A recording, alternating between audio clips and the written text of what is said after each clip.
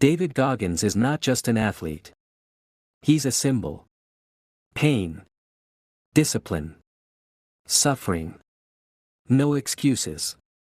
Millions of people watch him and think, if I train like this, I'll become unstoppable. But here's the uncomfortable truth.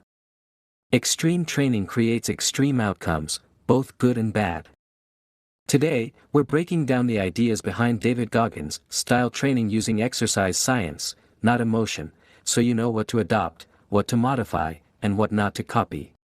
So let's start the video. Don't forget to subscribe our channel. Why extreme training looks so effective. Let's be honest, extreme training does work.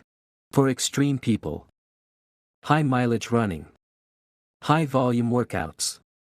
Minimal rest. This kind of training builds mental toughness, pain tolerance, psychological resilience. But mental toughness is not the same as optimal physical development. The body does not reward punishment, it rewards adaptation. And adaptation requires recovery. Cardio and fat loss, where most people go wrong. Many people believe fat loss equals more running, more sweating, more suffering. But fat loss doesn't work like that. Long cardio sessions burn calories, yes, but usually less than expected.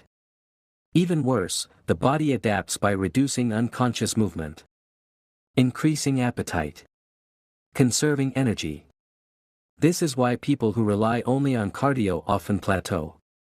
Fat loss is primarily driven by food quality, portion control, consistency.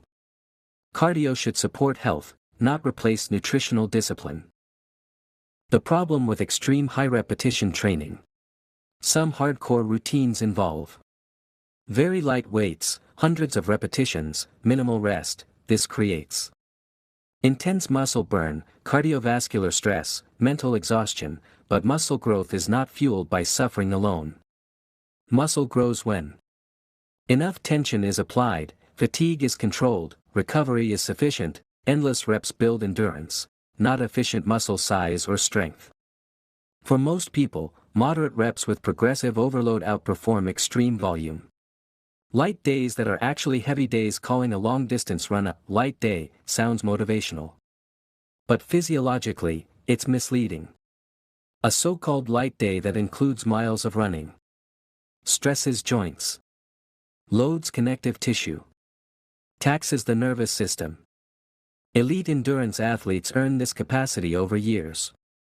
For average people, copying this leads to shin splints, knee pain, chronic fatigue, burnout.